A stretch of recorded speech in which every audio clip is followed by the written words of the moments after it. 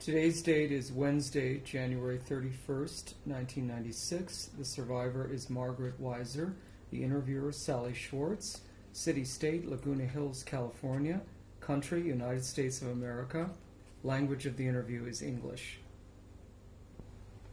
For the survivors of the Shoah Visual History Foundation, my name is Sally Schwartz, and I have the privilege of interviewing Margaret Wieser. We are in Laguna Hills, California, in the USA, and the date today is January 31st, 1996. Can you tell us your name and spell it, please? My name is Margaret Wieser, W-I-E-S-E-R. And what was your name at birth? Voltaire, W-O-L-T-A with two dashes, R. And have you had any other names? Yes, I was married to Mr. Grabner, G-R-A-B-N-E-R. And where were you born? I was born in Innsbruck, Tyrol, Austria. And when were you born? In 14th of April, 1912.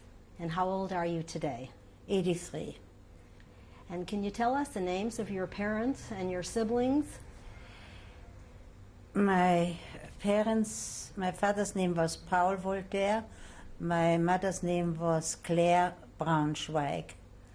She was born in Switzerland, and my father was born in Prague, Czechoslovakia. And did you have brothers and sisters? I have one brother, Dr. John Kafka, who lives in Washington, who is a psychoanalyst. And he has 3 sons. And I have 2 daughters and 7 grandchildren. 5 boys and 2 girls. And can you tell us some things about your early life that you remember? Can you remember what your house looked like that you lived in? Vaguely, because when I was 4 years old, we moved back to Switzerland after my father had passed away. The rest of my mother's family, they were all in Switzerland.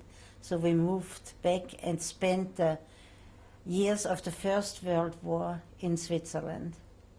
And then in 1920, my mother remarried to Austria again. And we lived then in Linz on the Danube, which is Upper Austria. And tell us what you remember about your life in Linz. In Linz, I went first to public school and then to middle school and graduated from there. And at the beginning, it was difficult for me to follow in the writing, because in Switzerland they wrote the Latin alphabet, and in Linz they wrote the German alphabet, which is entirely different. So it took me a while to adjust to learning just to write. Who were your friends? Were they primarily Jewish or non-Jewish? Mostly Jewish, because we had a Jewish health club exercise, and for the holidays we put up some plays which were a lot of fun. And my mother was rather conservative, almost orthodox, so we had a kosher household and went every Friday night to services, which I hated, because it prevented me from going to dances or whatever was going on a Friday night. But then I met my first husband, who was not only very religious but also very learned and a great Zionist. And he brought me into the idea of Palestine and Israel. And was your family interested in Palestine and Israel when you not were really. young? No, not really, because the Austrian Jews, it was an older generation, and they were not interested only the youth youth organizations. There was the Blau-Weiß and the Trumpeldor, different Israeli, but that was only for the young ones. The old ones were almost against it. If they were not for it, they were rather resentful of the whole idea that people should move to Israel and give for Israel. So it was a mixed bag. What did your father do for a living? My father was a railroad engineer who specialized in bridge constructions. And in a Vienna museum of railroad development, his name is mentioned as one of the first bridge constructor in there. So when I was 2 years old, he passed away of cancer.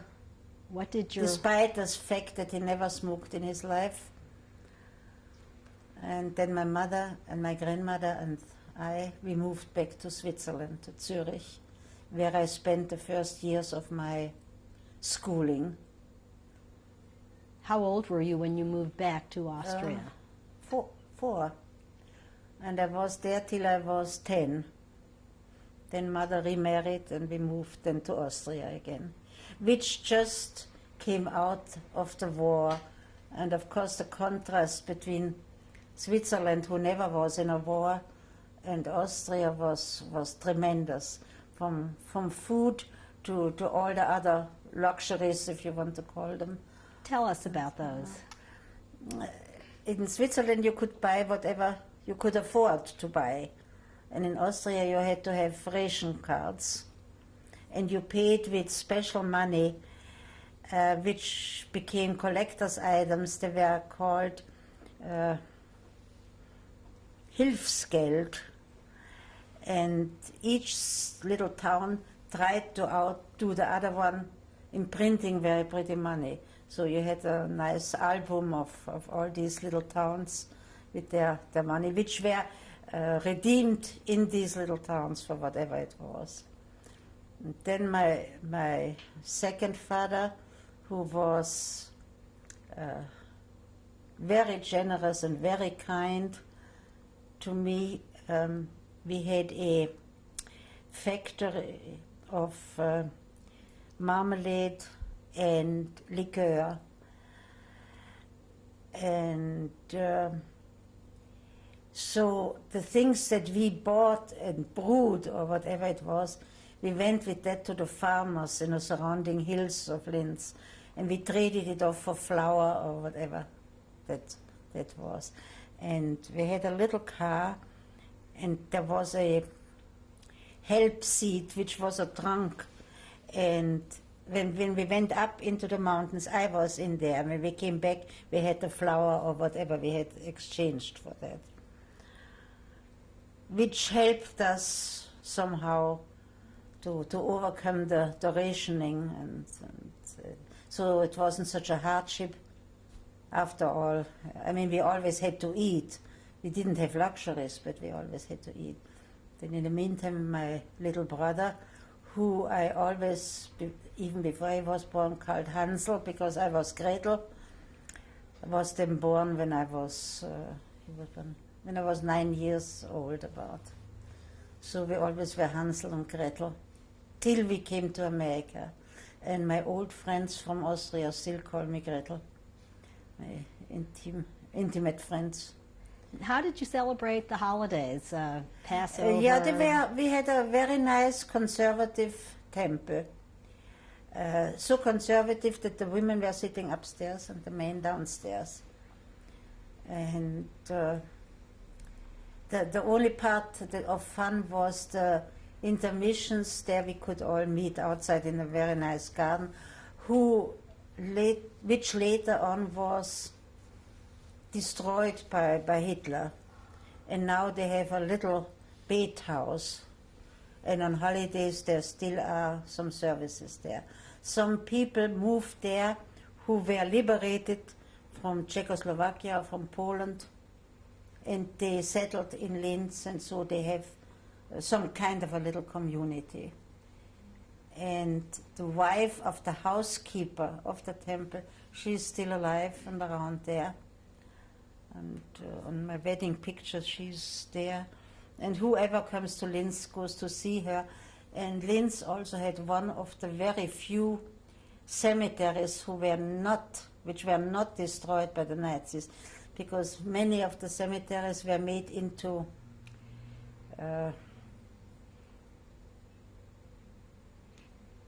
for the garbage disposal. Sites for the garbage disposal. Dumps? Dumps, yeah.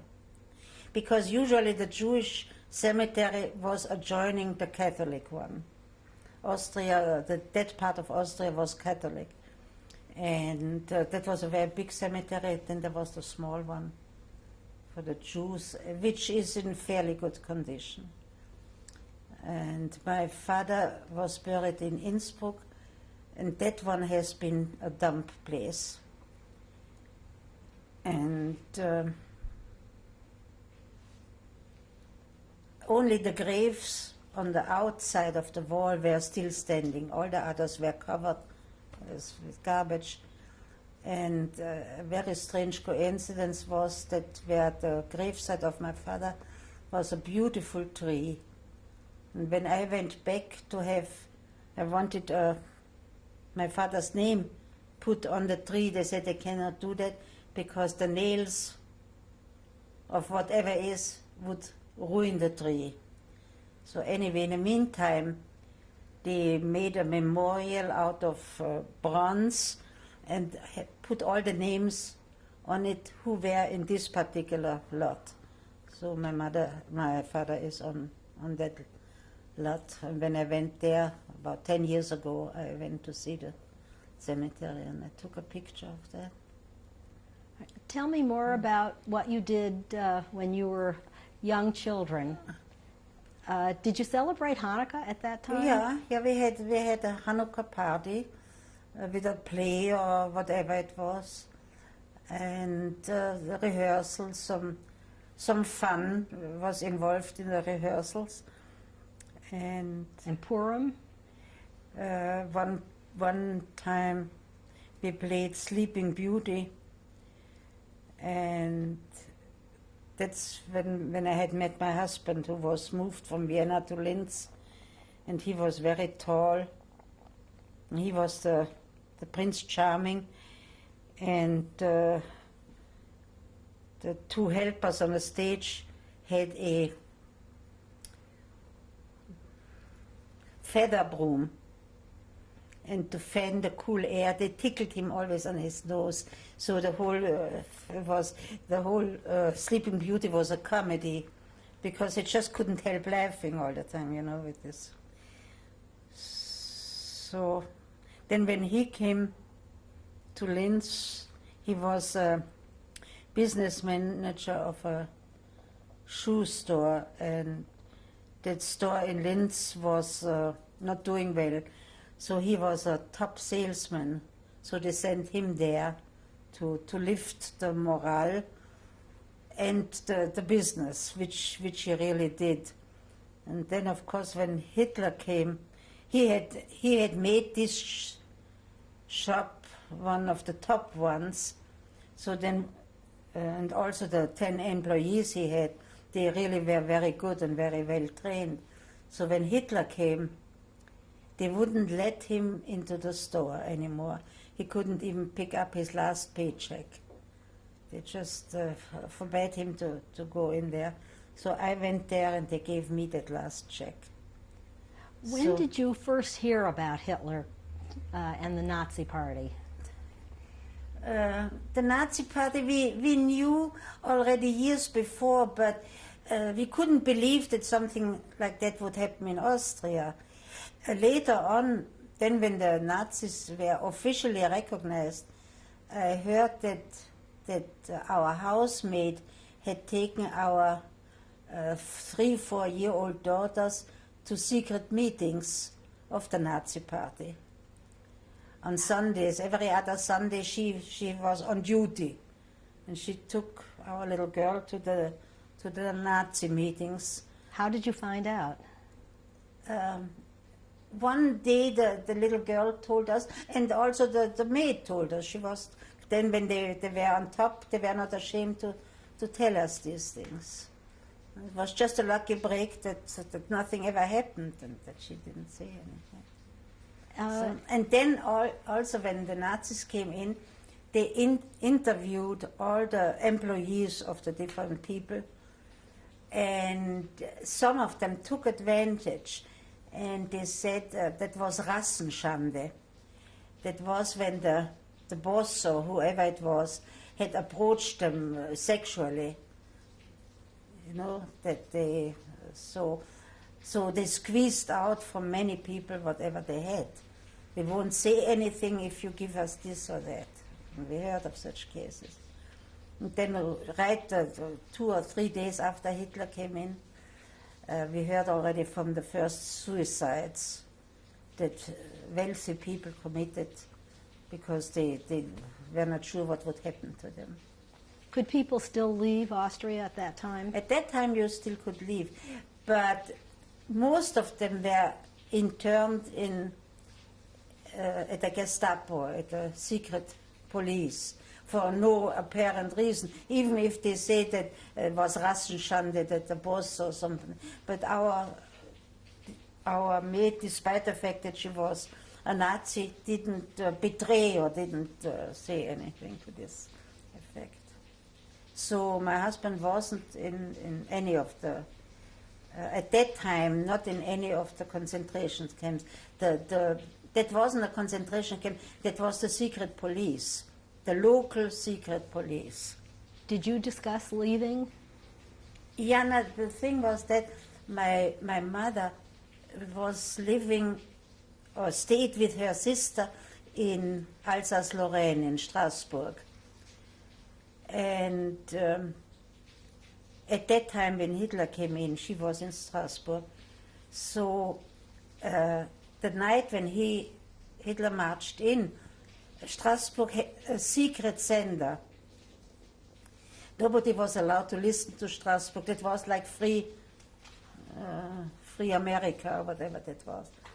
And so my uncle called from there, and the fact that my husband had at one time a gallstone operation, so my uncle asked my husband, "How are your stones?" Which could mean anything. So after he had said that, we thought that they might think we have diamonds or whatever. And so we were ready to be picked up by the Gestapo, that somebody had listened to that. So we had our little suitcase ready to be picked up and waited the whole night. They never picked us up, but just one of those lucky breaks, you know. One of these sleepless nights among so many. And then my mother tried to get us out to France, that we could come to them, which took quite, all the consulates were very difficult in accepting any refugees, whatever. So we went from Linz to Innsbruck, where I had an aunt who was a Swiss citizen, and she had her house in Innsbruck, so we could stay with her. But in Innsbruck, all the parks had signs, no Jews allowed, in the park or on a bench or whatever. So we only could go out at night at all.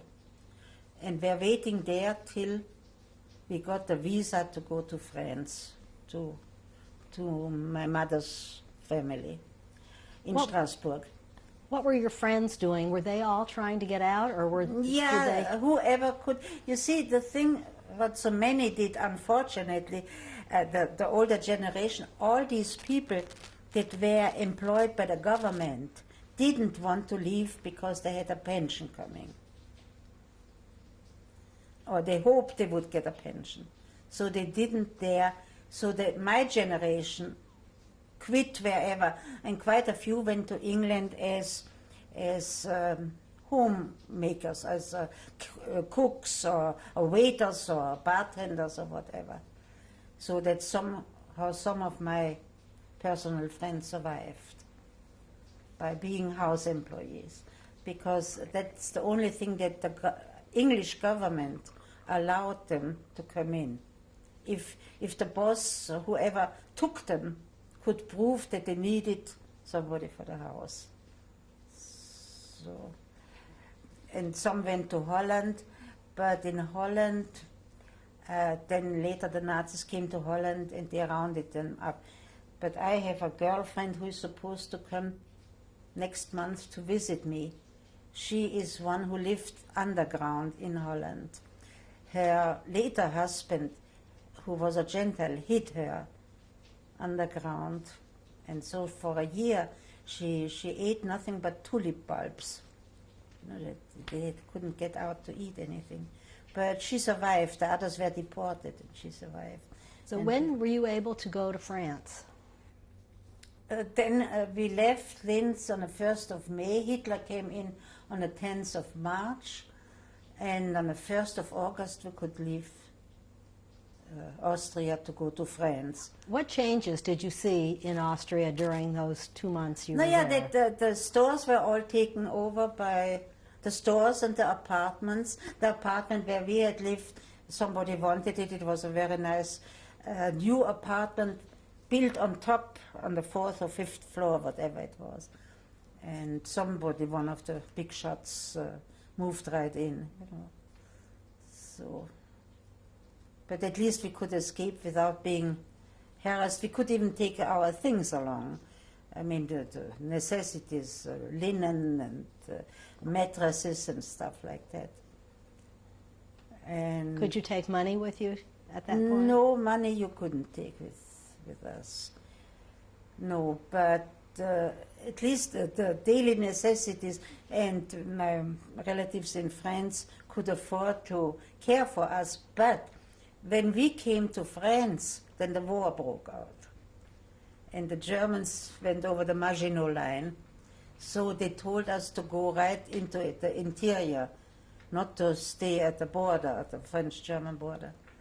So we bought a little car and loaded my husband, my brother, who was in France, my older daughter and myself on that little car, and went into the interior, always avoiding the German troops, you know. Sometimes we slept on a sidewalk or in the car. Sometimes somebody was nice enough to give us a shack or so to spend the night there. So it took us about 10 days till we got to the south of France, to a little town named Brive.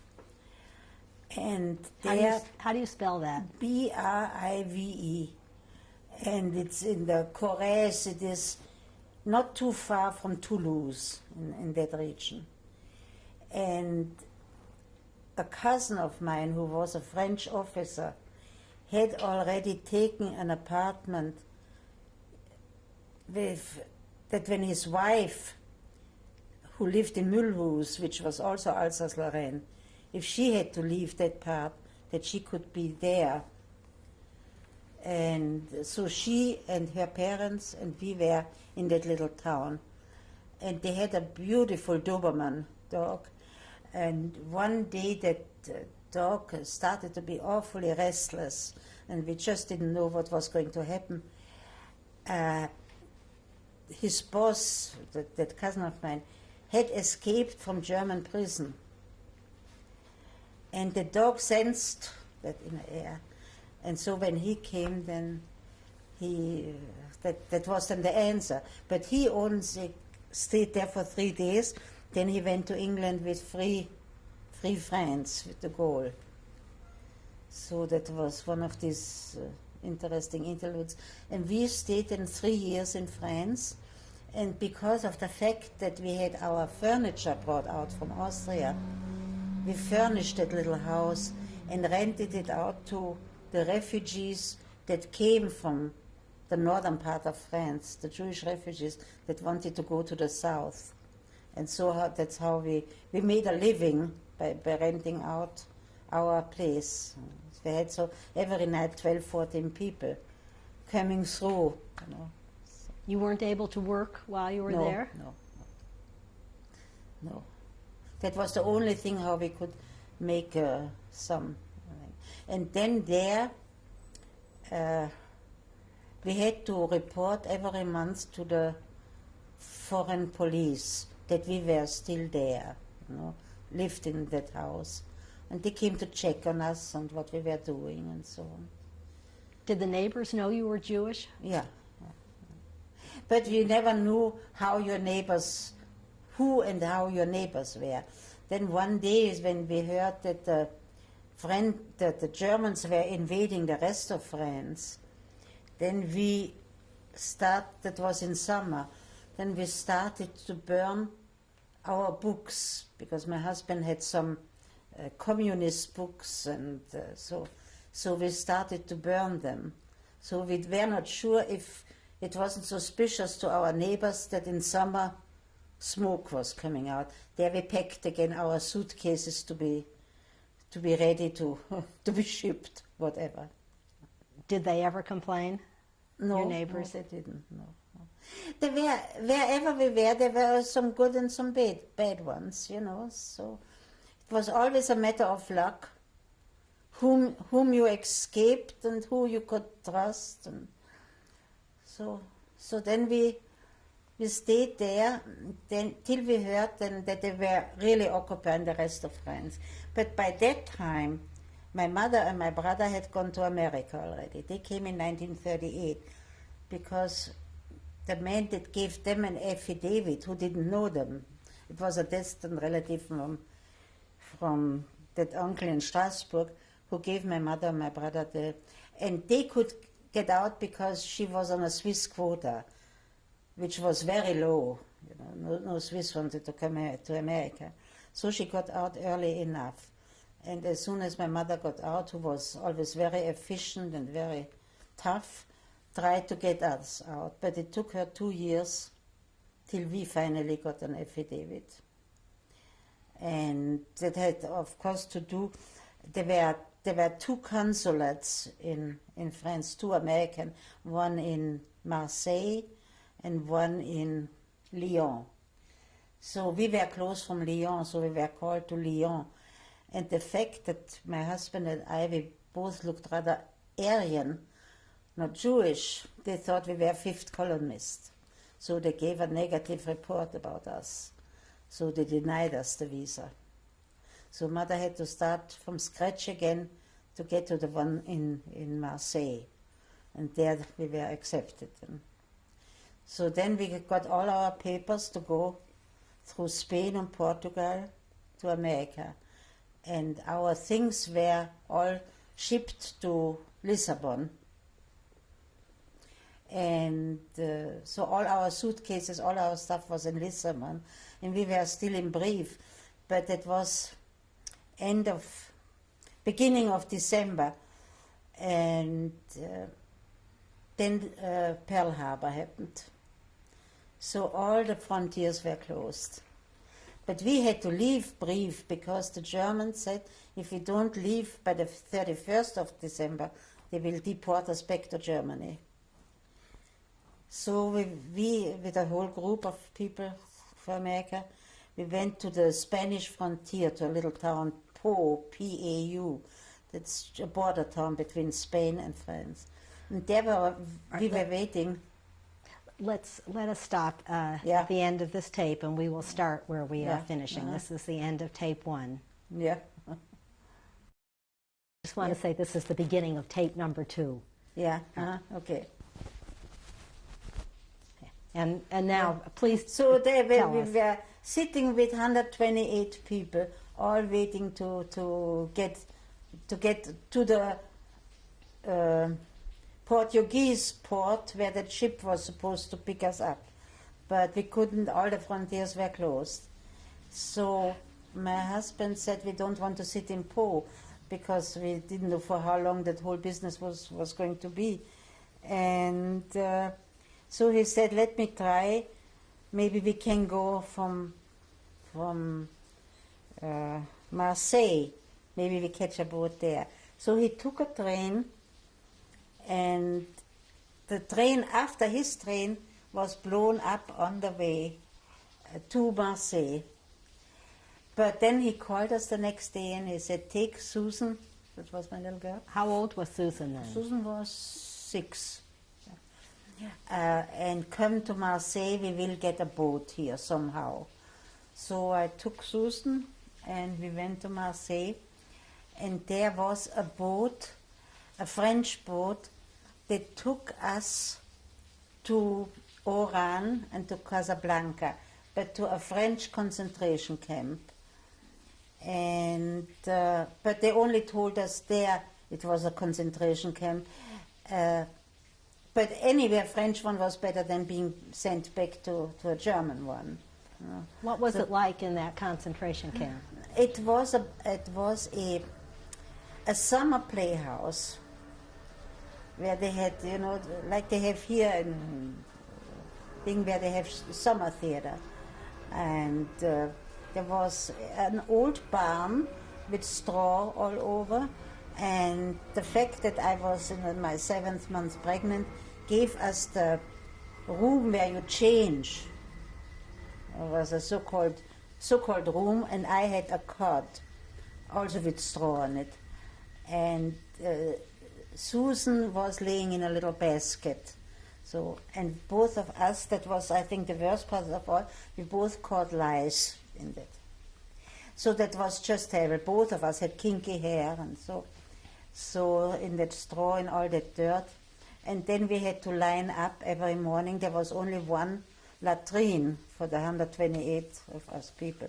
So we had to line up at 5 o'clock in the morning to go there. And luckily, it was winter time. It was January, February. Otherwise, we all would have gotten typhoid, So, from the conditions there. What was the name of this camp? Ain Gate. Nobody ever heard of that one. It wasn't really called a camp. It was really a summer theater. But it was about a few miles outside of Casablanca.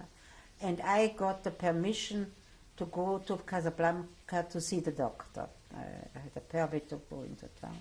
So I just saw Casablanca from the outside.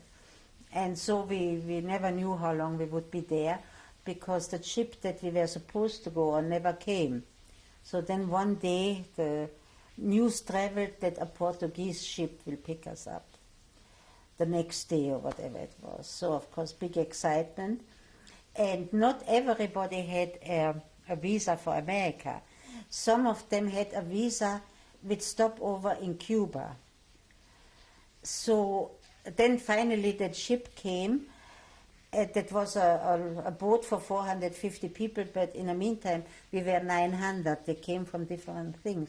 So most of them were down in where the luggage is. And I had with somebody, we had one small cabin with 2 beds, but we were 4 people. So we took turns. I slept most of the time up on board in one of the lounge chairs. And Susan, who was really the bravest of us all, everybody was seasick, but she wasn't.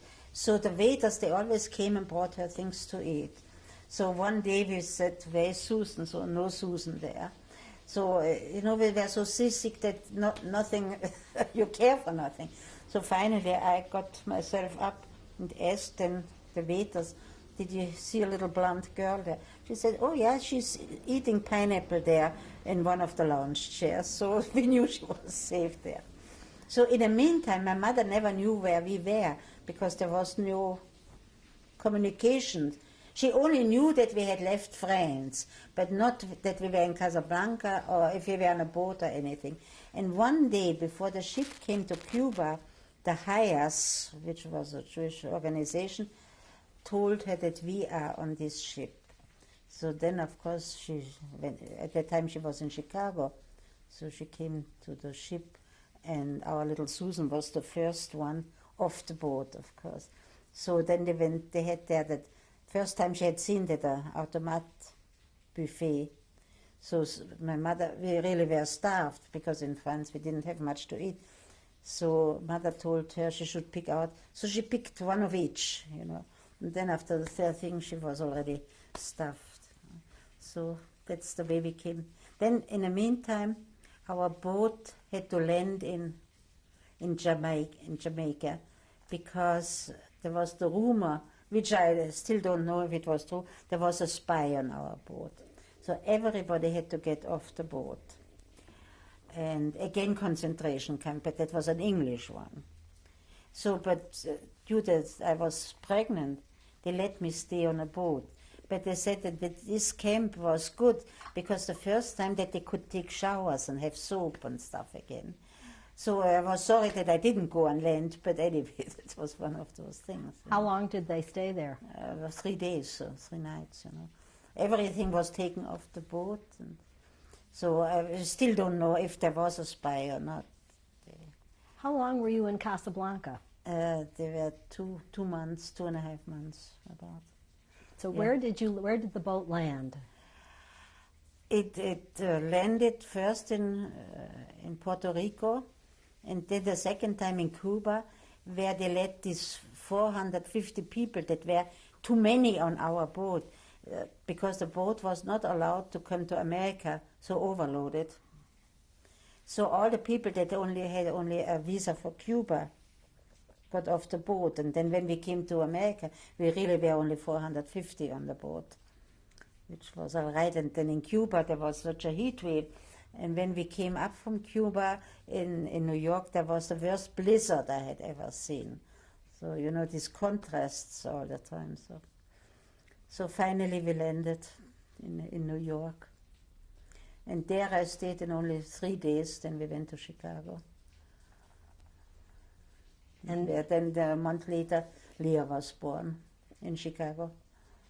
What did you think America was going to be like before you came here? No, it was the dream of everybody. You know? What did you dream about? No, the dream was we all had such tremendously high hope in Mr. Roosevelt. And then later on, we only found out how many he could have saved. She was the one that really did things, you know. So. But we didn't realize at that time. And then when my husband came to Chicago, he could work right away, you know, whatever. Nobody asked you what school you have or what language do you speak. And it was in Puerto Rico, the first time when the English interviewed us, that I heard that Hebrew and Yiddish were official languages. That was rather shocking. I mean, in Europe you didn't realize that. You know? So what did you do? What did you think of Chicago when you got there? We went shopping. We went. First, we looked at all the windows of the food shop. You know, everything that was hanging there, all the salamis and whatever. We hadn't seen that in years, because in France you had nothing. The Germans took everything away.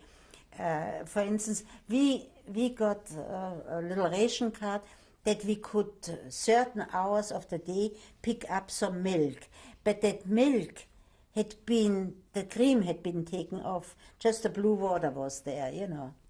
So to see all these things, and butter and meat, and so that was Schlaraffenland, you know. Now, what year was this? That was in February 1942. So, and then in Chicago, my husband got right away a job, and we stayed in with my mother the first few weeks, and then we got our own little apartment, which was dirty and overpriced, but I mean, we just couldn't be all in one room, you know, with a baby and so. So at least then we came with $20. My husband had put some money in some books and also in his shoe soles, but they found it all. The only thing they didn't find is that I had on clothes hangers, I put a $20 bill on the newspaper and glued the newspaper over the hanger, and over the hanger then I crocheted over it. You know, that was a crocheted clothes hanger. So we had $40 cash on us. So who helped you get started? My mother, to a certain way. And then my husband had got right away a job, you know. At that time, it was easy to get jobs. And then I got a job, too. What kind of job? He got a day job, and I had a night job. He worked in which always was his love, shoe business. So there was a Sears had an opening for a shoe store manager, and I worked. There was in Chicago is a underground railroad, the IC, and there are some stands where people, when they go home late, they buy an umbrella or whatever. So I managed that store till midnight. You know. So that was my first job, and then I got a sales job in one of the department stores. And so we did all kinds of things. Then we moved. Then my husband got sick, and he was very handy. He could do just anything. So we met a lady from Vienna who was a artist, Kunstgewerbe, you know, these handicrafts. And she knew how to make flowers out of leather. So she taught my husband, and he really caught on very, very fast. And my mother, who was very enterprising and a very good sales lady, said, why don't we try to do that in fur instead of leather in fur? So we started fur flowers. My husband cut them, and then we had some home workers. They took it home, and then he put them together. And my mother went on the road to sell them. And so we survived for 4 years. We did it and did very nicely with that. We were the only ones who did it. Then later on, somebody copied us, and they made it with a machine. So ours were all done by hand, but that was done with a machine. And they could be, of course, much cheaper than the handmade ones. So then we sold that business, and we bought a chicken farm. Where was that? That was in New Jersey, in, what was the name? Woodbine, New Jersey. That's where most chicken farmers were, near Vineland. So we had that for 3 years. Then we sold that. We learned chicken farming, and with all pluses and minuses. It wasn't bad, but my husband, who was very educated, it wasn't the kind of life. But I mean, we made a living. By this time, were you speaking English? I had learned English in school already, of course, but I learned English, not American English. So, I mean, I could communicate. Then when the chicken business went down, then I took on a job in a factory. That little town where we lived there had a factory which made Eisenhower jackets. So there I advanced to inspect to the higher level then. You know. So there I worked for maybe a year, and then we sold a farm. And I gave up my job there, and I got a certificate that I was laid off, that there was no work. So when I came to California, to Los Angeles, I figured now I get unemployment. You know. So I went, after a few days, I went to the employment office, and they asked me what I did, so I told them. So she said, oh, we have a job for you. When can you start this afternoon? I said, no, tomorrow. So that was my thing. So I started downtown in a factory. Why did you come to Los Angeles? That was a toss of the coin. My husband had a friend who was a bookkeeper at the same shoe place where he was in Vienna. And he came to Los Angeles. And I had a girlfriend from my hometown, from childhood on, who went to San Francisco. So she wrote we should come to San Francisco. My husband's friend wrote we should come to Los Angeles. You find jobs and you find apartments here. So when we came to Utah, we tossed a coin. San Francisco, Los Angeles. So it was Los Angeles. What So year was that? That was in 1954. So that's how we landed and ended in Los Angeles. So did all kinds of things here too. We stayed there till 62. Then we sold our business in Inglewood, and we moved back to Switzerland because, first of all, my mother's family was there, and then my husband thought he could get a job again in the shoe business in Europe. But he got a job, but the German Swiss, they are such thinkers, they're worse than the Germans, you know. That paper I even saved it, that the police ordered us out of Zurich. We couldn't stay in Zurich because my husband was working. We had to move to another part of Switzerland. So we moved into the French parts where they didn't bother us, but couldn't work. But anyway, so the Swiss wouldn't allow any foreigners to work there. So how long did you stay there? In Switzerland until my husband passed away. I was from 62 to 65, almost 3 years. But 1 year he was sick from one hospital to the other. Passed away there. Then I came back to America again. And then I remarried again in America. And the marriage thing is also one of these strange coincidences. My second husband, Dr. Wieser, he had in Chicago, he had founded a little German-speaking community temple. And my husband, who had learned to be rabbi, he got him the job for that community in Chicago. That's how we could get to Chicago, because you had to have a job before you could settle. First they had a job for Baton Rouge, Louisiana. They said, don't go there, that's hell, that's the heat and the humidity, don't go there. So we never went there. We went to Chicago. There. He had a job, but he never took it as a rabbi. There he could rather be again in a shoe business.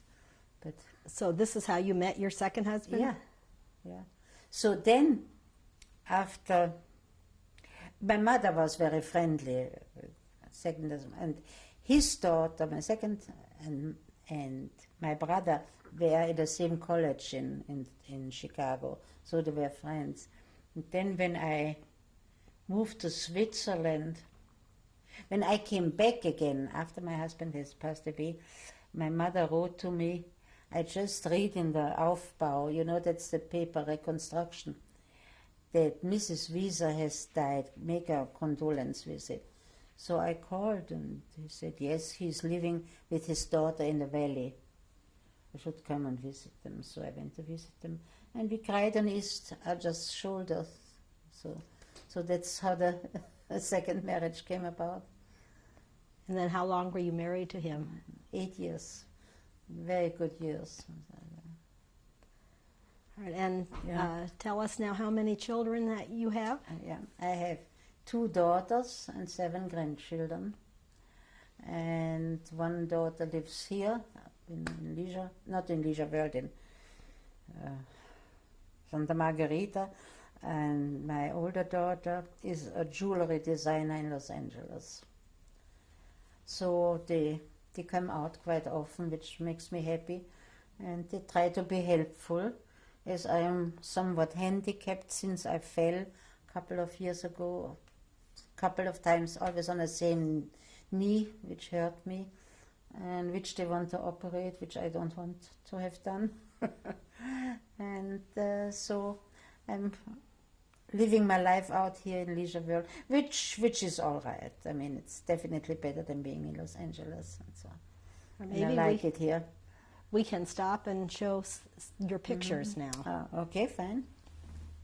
Yeah. Who is in this picture?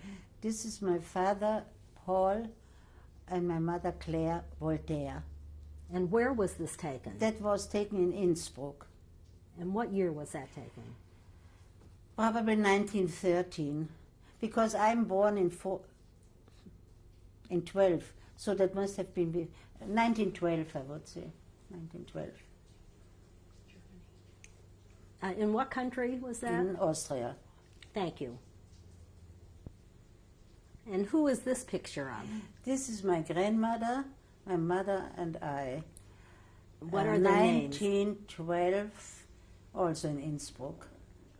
And what are the names of the people in the picture? Philippine Braunschweig is my grandmother's name. And what was your mother's name? Claire Voltaire. And what was your name at that time? Gretel What was your last name? Voltaire. And what country was this taken In in? Austria. Thank you. And who is in this picture? This is my brother Hansel Kafka. And who else? And myself. I always wanted a brother Hansel. And he is now a psychoanalyst in Washington, D.C. And what was your name at that time? Gretel Voltaire. And where was that taken? In Linz. In what Linz country? on the Danube in Austria. And what year was that taken? It must have been in 1925, 24, 25, something like that. And who is this a picture of? This is a picture of myself when I met my husband, And what was your name at that time? Gretel Voltaire, And where was this taken? in Linz on the Donau, In what country? in Austria. And what year was this taken? 1930, maybe 29, 30 or whatever. It's a good picture of him. And who is this a picture of? This is Charles Grabner, my first husband, taken in 1931 And where was this taken? in Linz, In what country? in Austria. Thank you. Then And my who is this brother- a picture of? Which my brother? Oh, yeah, that's good. Yes. Who is that a picture of? Oh, this is a picture of my second husband, Dr. Bruno Wieser, Wieser, whatever, And who are the and people two with of him? my cousins in Switzerland, In what city in Switzerland? Was this? Lausanne, Switzerland. And when was this taken? 1970, I would say roughly. Thank you. All right. Who is in this picture? This is my mother, Claire Kafka, and my brother, Dr. John Kafka. And when In was Los this? Angeles, 1970s, the 1970s. And who is this picture? This is my older daughter, Susan Miller, Taken where? 1985 in Los Angeles. Thank you.